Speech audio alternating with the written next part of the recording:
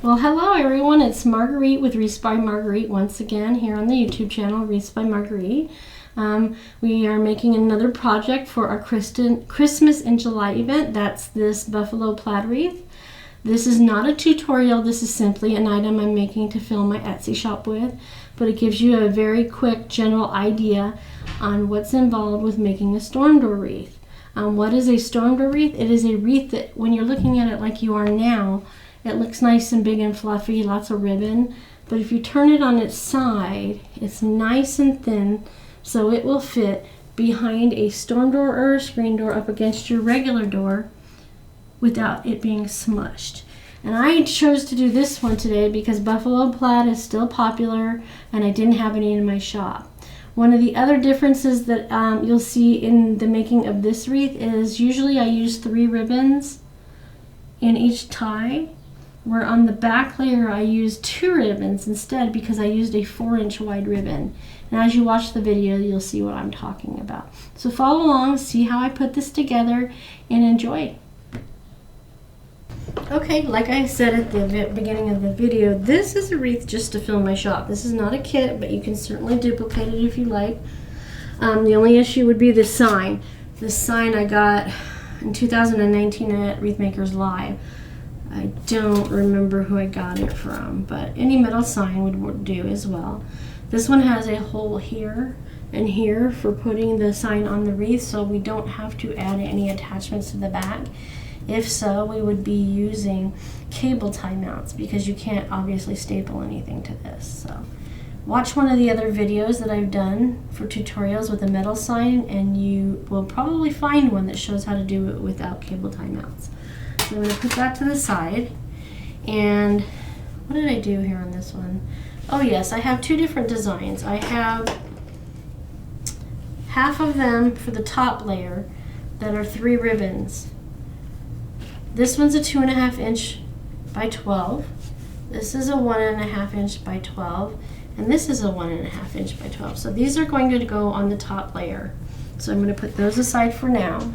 And I decided to do something a little different. On the bottom layer, I'm just going with 2 ribbons. I'm using a 4-inch cut at 12 inches and a 2.5 inch cut at 12 inches. Okay, so that's how the bottom layer is going to be assembled. I'm going to put that to the side. I had one in a pipe cleaner just to make sure it would work in this case. So I'm going to put all that aside because I'm going to put the deco mesh into the frame first. It's a 4-ring frame with 6 crossbars. That allows you to strategically place your pipe cleaners in the frame. If you want to see all the details of how I prep all the materials for this, please enjoy one of the other tutorials that I have. Usually it's just the kits that I sell where I've super detailed the cutting and the prepping. This is a 10-inch mesh and they're all cut at 20 inches in length, just like all my kits. So 12 pipe cleaners, 12 pieces of mesh, and 12-inch pieces of ribbon for the wreath. So that's a good way to remember it. I'm not going to use the chip clip to hold this until I get to the pieces in the middle of this roll because right now the curl is not super heavy, so I can manage to ruffle without fighting it. And this is a patterned mesh also, so I don't need the clip and the ruler to find my center. So I know that this is my center, so I'm just going to gather it up. Sometimes I use both hands, sometimes I use one hand, sometimes I go back and forth between the 2. Okay, I'm going to put that in the frame. The pipe cleaners are always horizontal at this point, and we put the mesh in vertically. Tighten low a couple times with that pipe cleaner because this is a storm door style, and then we put the outside cut edge over the inside cut edge. Okay, this one was rushed, so I need to make adjustments, and we never grab from the outside edge of the mesh because you will ruin the design and you can't really fix it very well. And I always put the mesh in every other piece. It helps give it more dimension and hold it flatter. Since this is considered a storm door wreath, we don't want it to be super fluffy. It'll look fluffy when we're done, when you're looking at it straight on, but like I've said in the video introduction, they end up being less than 4 inches in total depth once it's completed. That's what makes it ideal for someone who has a storm door or a screen door. You can put something behind that door without it getting crushed looking. Okay, outside cut edge over the inside cut edge. Doing the outside cut edge over the inside cut edge helps you keep the frayed edges, the cut edges, from being exposed. And the less they're exposed, the less they're going to fray. All right, so we're getting ready to finish the first 3. Get that curl out of there. Put that in. I do sell lots of different kits. Right now it's 2 different kits for each holiday. So we're in the Christmas in July phase. So if you go to my page on YouTube, you'll see, if this is later down the line, they'll both be there, or if you're new to the channel and it's current time, July of 2024, you may not see the second one yet. If you like and subscribe, you'll be able to get notifications as to when each new one comes out. I usually put out my videos, tutorials, or when I'm doing them for the shop, out on Sunday afternoons, usually around 1 o'clock Mountain Standard Time. That's the time zone where I live here in southwest Nebraska. I'm a California city girl that went to the country, and I love it.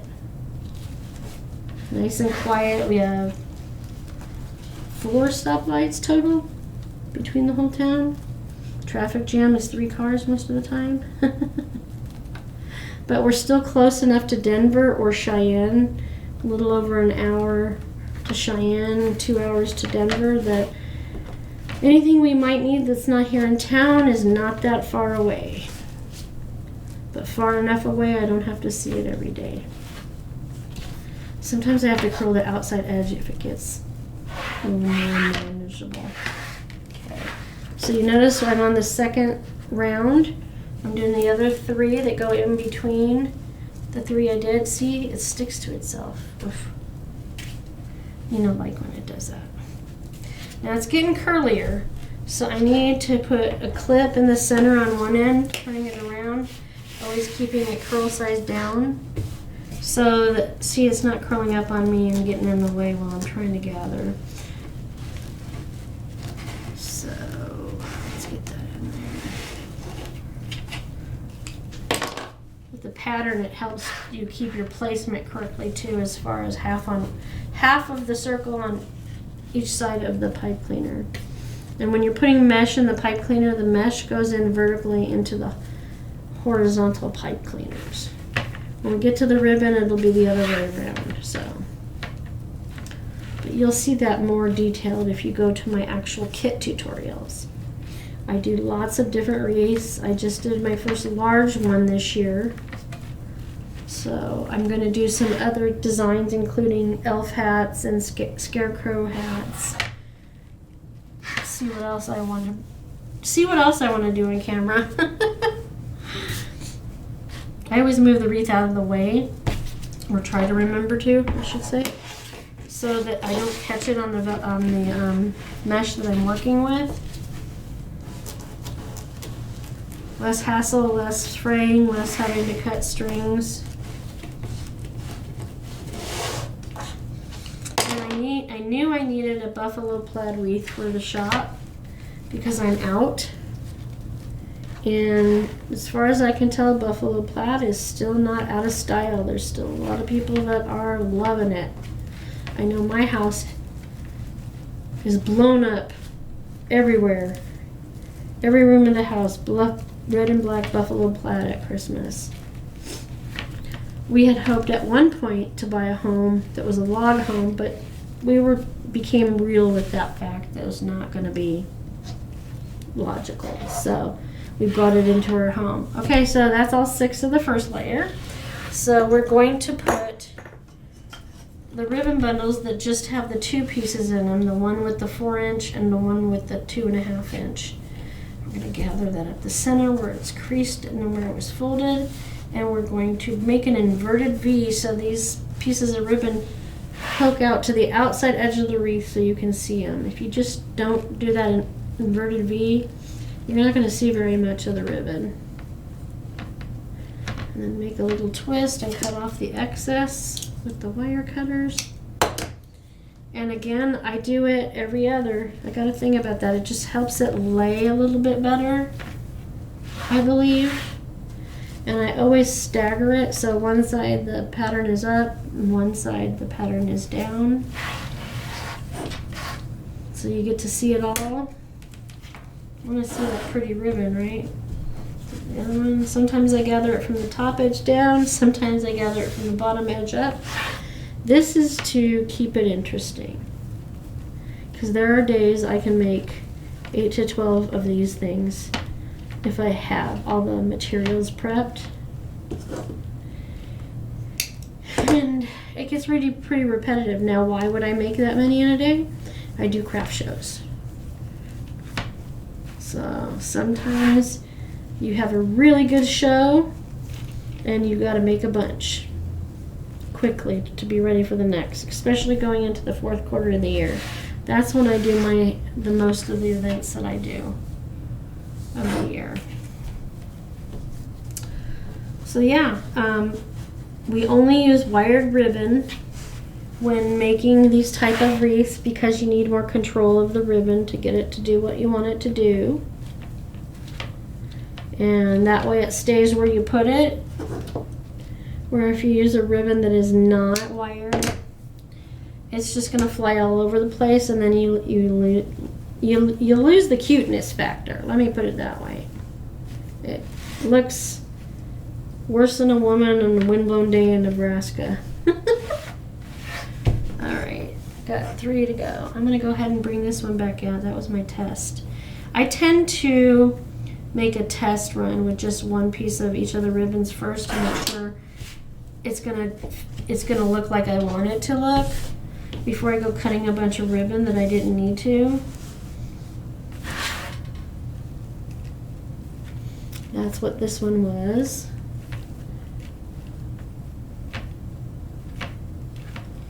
And each time, stay there. My chip clip has a magnet.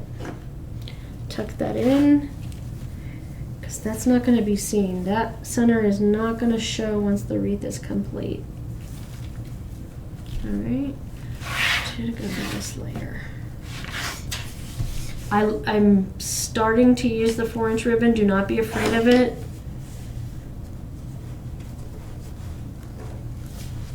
Gives you even more options. I like to put the 4-inch ribbon on the back of bows. If I were making a bow for this, but I'm not, that would just really frame the bow with that big, thick ribbon. Wide ribbon, I should say.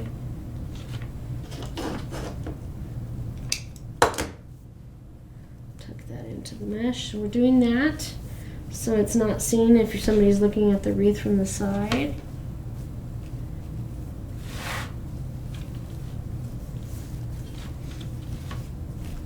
And then finally this layer. Don't worry about if it sneaks up under the ribbon, because at the end we always fluff it. Get that out where it's supposed to be.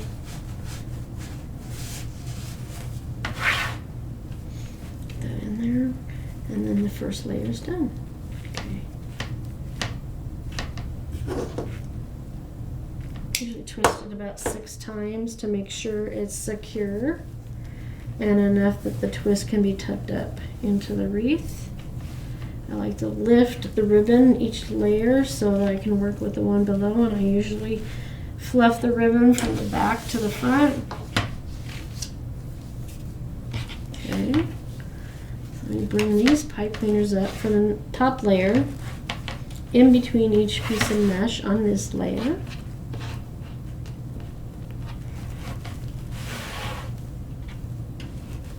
And then once I get them all up, I'll spread them out horizontally like I did with the other ones on the first layer.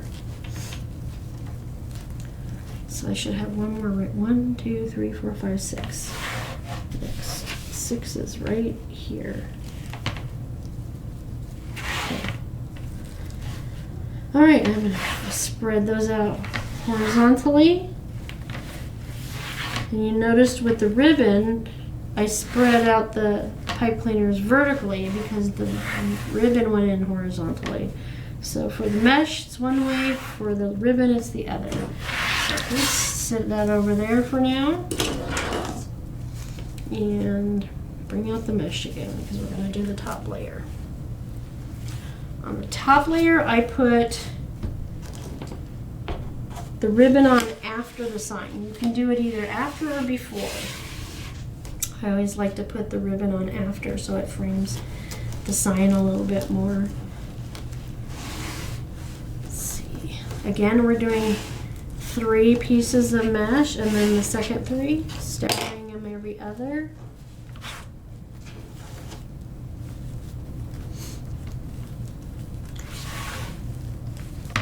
Reaching for it, bring it to you by yourself, Marguerite. Get that outside cut edge over the inside cut edge. This has a few pieces of fray. When you are making anything with Deca mesh, I highly recommend you not wear new clothes, number 1. And the other thing that's very important is wear short sleeves. That way you're not becoming Velcro to the mesh, because it will stick. And I don't want you to ruin any good clothes. Curl side down. See how much it sticks to itself? Just gently bring it loose. I hope you can't hear my stomach because obviously I didn't eat enough yet today. So a minute ago it was gurgling. Apologize. Apologies.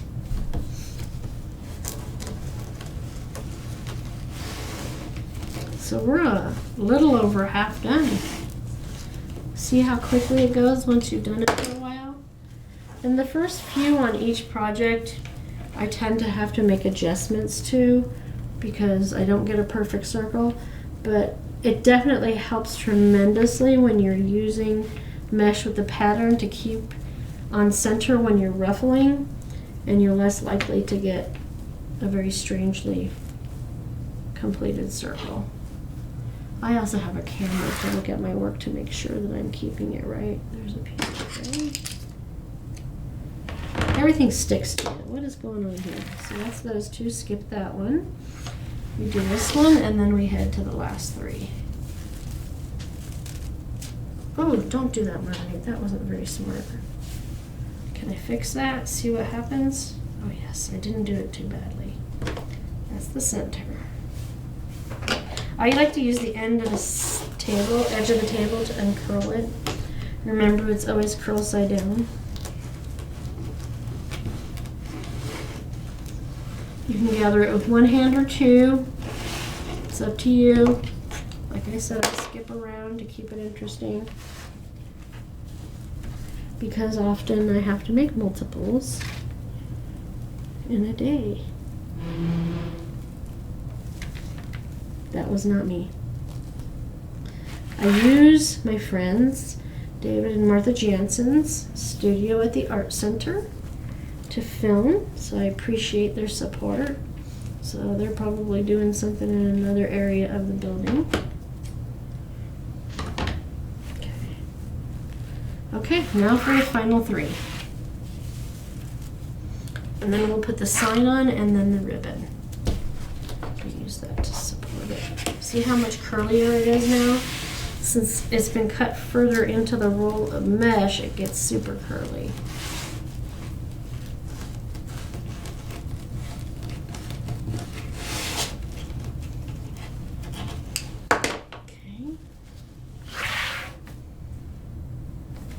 And I move the wreath around so I'm not contorting my body. Some people completely assemble these standing. I'm up and down the whole project. I can't sit that long and I can't stand that long. This is what works best for me. Do what works best for you if you choose to purchase a kit from us. Okay, to go. This mesh is primarily fabric with a little bit of plastic built into it to give it a water resistant, waterproof product so that it stands up to the weather really well and doesn't become droopy on you. And that's why, another reason why it's important to have wired ribbon is you're going to avoid the droopiness of the ribbon if it should happen to get wet in weather. Pardon me. Oof. And don't be afraid of it. Put your elbow and your strength into it. It's pretty darn sturdy stuff. You just don't ever want to grab it from the edge because then you change the design of the material on it. Okay, that one's there, and the last one, put that in there.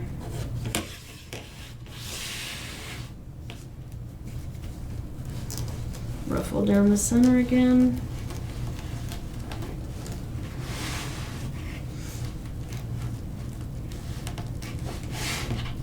Take that clip off, hold it and make sure it's circular. Primarily the outside edge, because that's what's going to be visible once all the ribbon and the sign is on. Okay.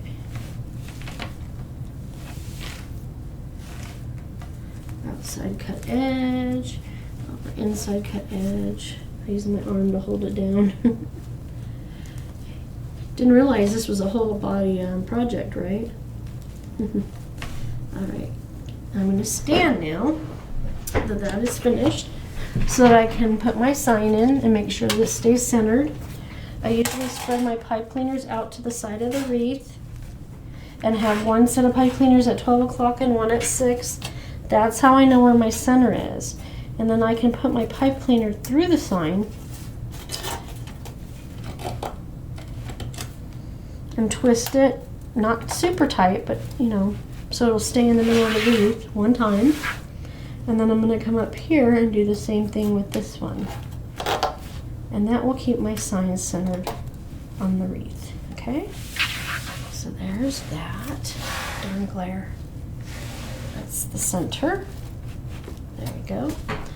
And don't do it so tight because the metal signs will buckle and curl. We don't want to do that.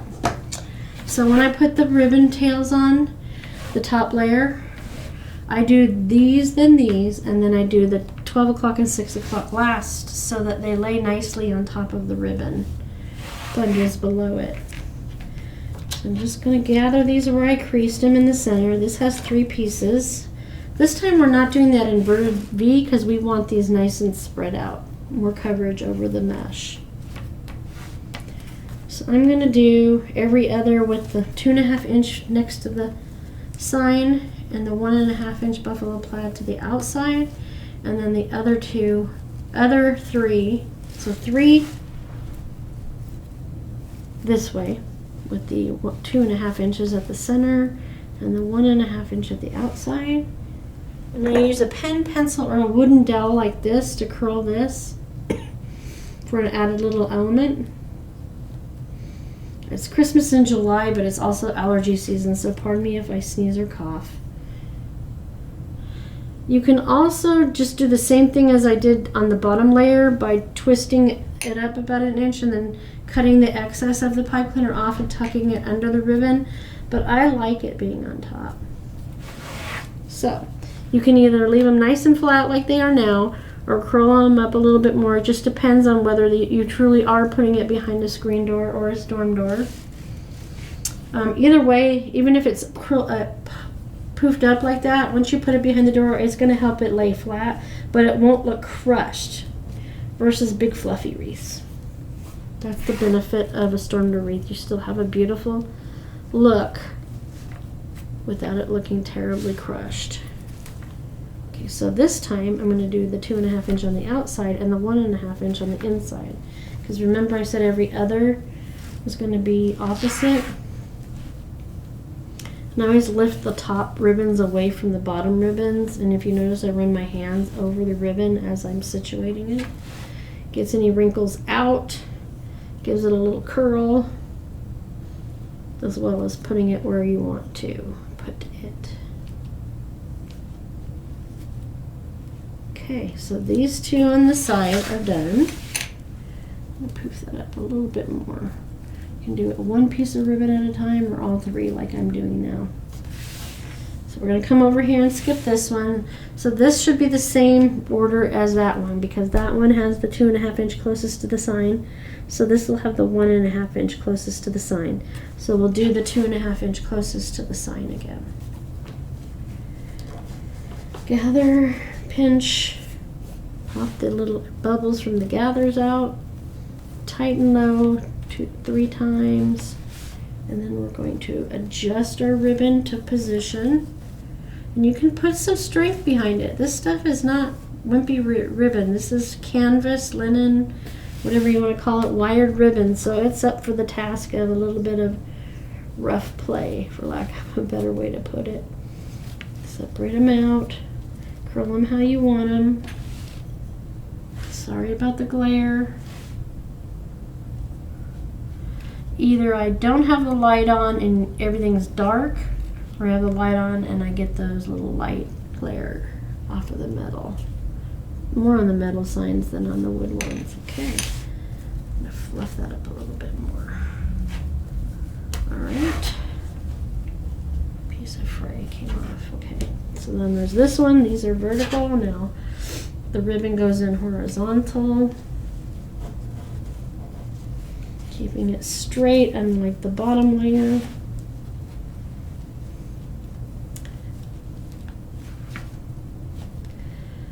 And if you're asking yourself how I chose what ribbons to put on this wreath, for me it's backwards. Always a matter of the colors in the sign. What colors? You can have different patterns, all sorts of different patterns, or a mixture of patterns and solid colored ribbons like I did today. But I could have put green, I could have put gold, I could have put white. But this is a little bit more traditional color palette with the buffalo plaid, so I decided to go with that.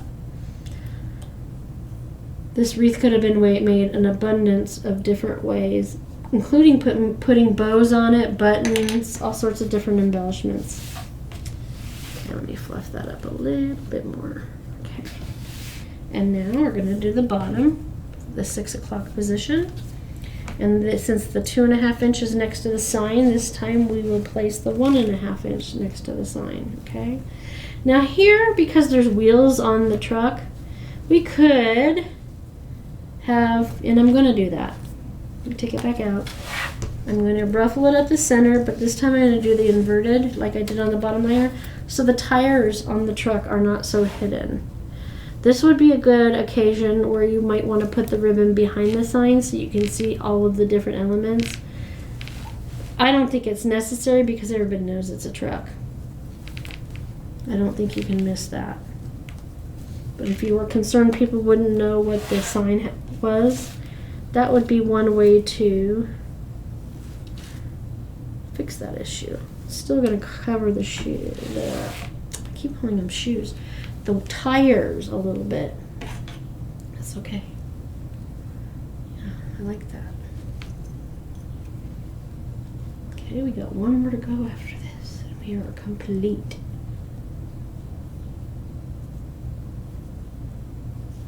That one's in there. Just look like the way the curly cues look. That's just me. Everybody can do whatever they want, but that's mine. My way. So this one can be straight again because there's no elements to the sign that I need to worry about hiding. So that was the 1 inch closest, so now this will be the 2.5 inch closest. 1.5 inch and 2.5 inch is what these ribbons are on the top layer. Okay. I'm gonna stand up because after I get these fluffed and after I get that curled, I want to take a look at it and then make any fluffing or changes I need to make on it. Mostly on the bottom layer because a lot of that probably got pulled up under the mesh as we were creating it, because I always say it's got a mind of its own. So this needs to be fluffed a little bit more there. Okay, how does that look? Not bad. Get this stuff all out from under.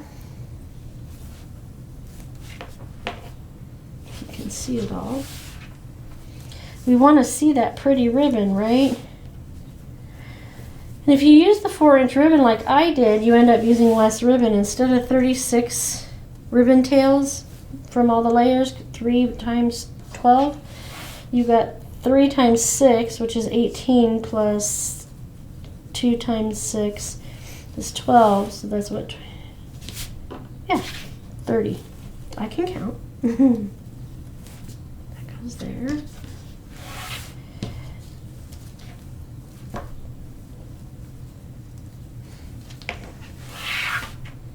And there we go.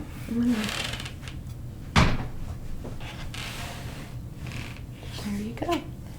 Sometimes I push these up and round it off a little bit, especially before I do pictures. Otherwise, sometimes it makes it look really funky when you take pictures and remove the background if it's not perfectly round. So there we go. All done. Bring it out of the, there we go. Okay, there we go. Okay, there's another one in the books. I personally love the black and red buffalo plaid. As I said, it's all over my house around the holidays. So you saw now how to put together a different variation of a storm door wreath with a pattern mesh and some 4-inch ribbon, and instead of just 1.5 or 2. So that gives it a little bit of a different look, but still good coverage. It's still super thin, and you can always remember that you can put a storm door wreath anywhere. It doesn't have to be just behind a storm or screen door. I've seen them everywhere, including offices and classrooms and senior homes as well. I even know of one wreath maker who has a regular customer who puts theirs on their walker at a retirement home, which I think is just great. Why not decorate whatever you can, right? So, having said that, I appreciate that you took a little time out of your day to spend with me. You could be doing anything and you chose to spend it watching me make this beautiful little wreath with a little truck on it, and it's much appreciated. If you like what you see and you want to see more and you want to see kits and other tutorials, please subscribe to the channel and you'll be notified whenever a new piece of content comes out. I've also said it, I think, at the beginning, I put videos out just about every Sunday afternoon. Something new and different. Sometimes it's a storm door wreath, sometimes it's a big fluffy wreath or a pixie wreath, trying to give you a variety of different ideas so that if this is something that you want to do yourself, you can with the kits. The kits that I carry, remembering that this one is not a kit, I'll always give you all the supplies you need to make what you see in the video. Minimal tools are needed to put it together, and some of the tools you don't even need if you have a patterned ribbon, or not ribbon, a patterned mesh like you did in this one. So again, I wanted to say thank you for joining me today. You can also follow along on Facebook, Pinterest, and Instagram, as well as the YouTube channel, and on every platform, it's Wreaths by Marguerite. Thanks a lot, and enjoy your day and your Christmas in July. Bye-bye.